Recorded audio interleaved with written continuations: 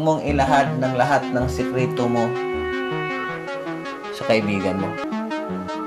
Dahil mayroong kaibigan na pagdating ng araw,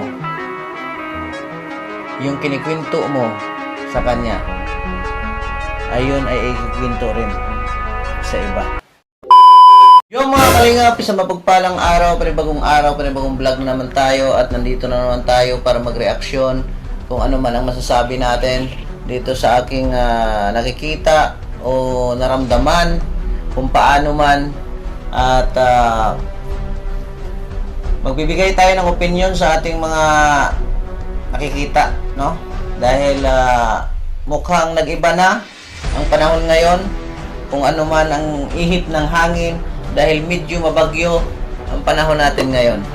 No, good evening sa ating lahat. Shout out kay Daddy Bal, kay Ate Edna, kay Kalinga Prab, sa lahat po ng Kalinga partners, viewers, sponsor, sa lahat ng sumusuporta na walang sawang sumusuporta sa Team Kalingap. Isang mapagpalang araw sa inyong lahat. Naway nasa mabuti tayong kalagayan, lalo na sa ating mga mahal na OFW, ating mga bayaning buhay. At isang mapagpalang araw po, no? Nandito tayo ngayon dahil magbigay lang ako ng reaction dito sa mga nakikita ko at naririnig ko na talagang si Iking ay pumasok sa live ni Papa Eds, no?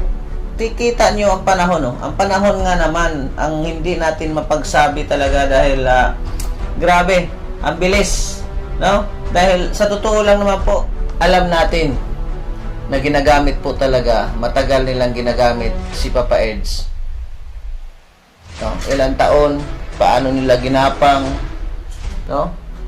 Grabe ang ginawa nila, paano nila balahurain si Papa Eds pagkatapos nilang pakikinabangan. Ngayon, ang atin naman ngayon ay magbibigay tayo ng opinion para sa ganyan na topic. Ang opinion ko lang, guys, ay ang kapal talaga ng mukha ninyo, no? Kung sino man mga kasama ninyo, ang kapal ng mukha ninyo. Dahil sa ginawa ninyo kay Papa Eds, sa pamamahiya, sa lahat, kung ano man ang ginagawa niyo kay Papa Eds, sa likod ng nangyari na pinagkapirahan niyo si Papa Eds, grabe talaga ang ginawa niyo.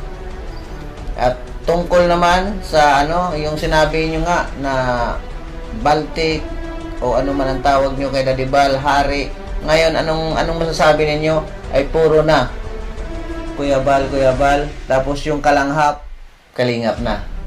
Ang bilis talaga na dumating yung pagkakataon na hindi lang natin masabi.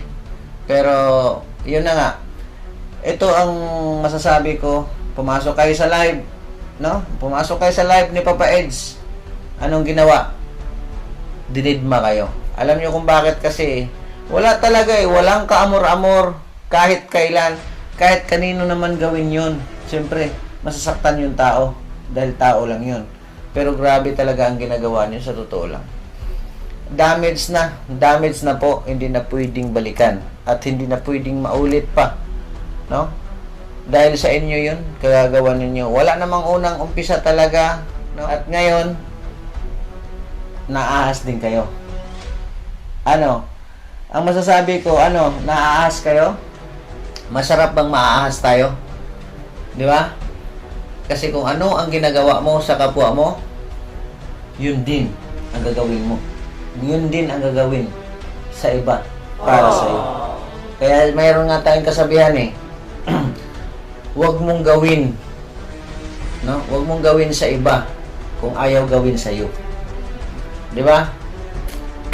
Saka kay Papa Eds naman, ang masasabi ko kay Papa Eds, ingat na lang palagi sa mga nakadaupang palad ba yun? Daupang palad, tama? Kung ang right. Sa mga nahalubilo na tao at nakakasama, dahil hindi lahat ng nakasama na tao ay pwedeng pagkakatiwalaan. Ingat lang, Papa Eds. Yan na lang ang mapayo ko sa iyo. Dahil sa akin naman kasi nagsama rin tayo, pero ako po kasi once na kaibigan mo ako, never kitang ilaglag. Yan po ako. At buong puso ko po ako pag ako makikipagkaibigan. Sa lahat ng mga kaibigan ko dyan, ay ingat po tayo sa mga kasama natin o mga nahalamuha na tao, dahil hindi lahat ng panahon ay atin. At tamang pakikisama, at wag mong ilahad ng lahat ng sikreto mo sa kaibigan mo. Dahil mayroong kaibigan na pagdating ng araw, yung kinikwento mo sa kanya, ayun ay ikikwento rin sa iba. Kaya ingat po. Yun ang masasabi ko kay Papa Eds. At marami pa. Ito, sama-sama ko na lahat. Yung kay Daddy Bal naman, kasi marami rin nagsabi na parang nagbabalik na si Iking. Yun ang masasabi ko. Ito ay opinion ko rin. Wala kaming magagawa kung ano ang desisyon ng Daddy Bal ko. Pero pwede kami mag-opinion siguro, lalo na pag nakakarami.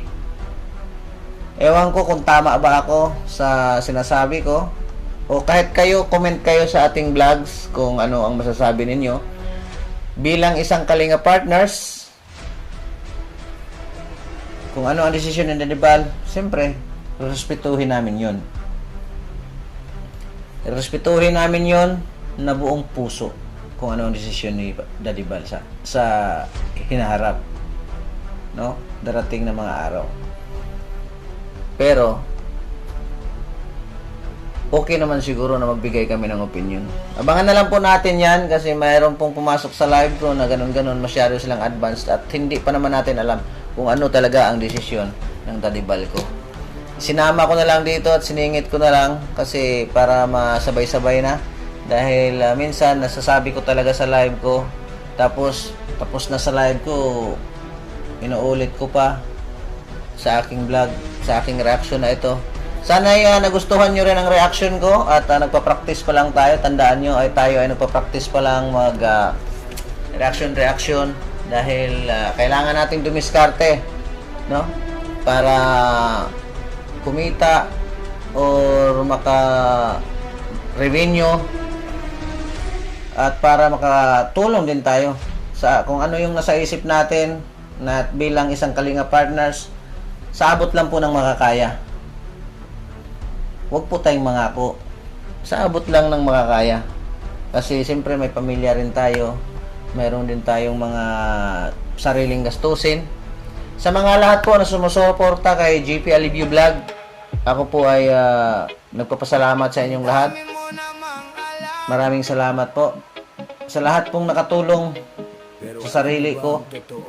Kung ano man mayroon ako ngayon, maraming salamat po sa inyong lahat. Hindi ko kayo maisa-isa. Shout out sa inyong lahat. Naway nasa mabuti kayong kalagayan. Hanggang dito lang po, yun lang po ang reaction natin. At ulitin ko, Papa Eds, ingat sa mga taong nakakasama mo. Dahil hindi lahat ng kaibigan ay totoo. Minsan, yun pa ang sisira sa'yo.